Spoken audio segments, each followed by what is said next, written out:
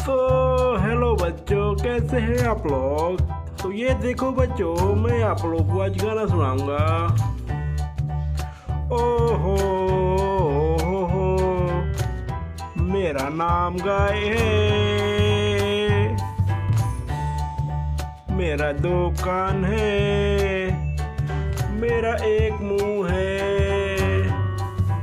मेरे चार पैर हैं, ये मेरे सभी दोस्त हैं, जिसमें बच्चों टॉम है, हाथी है, बत्तख है, ऊंट है, भालू है, हिरन है, और बच्चों लोमड़ी और हाथी भी है।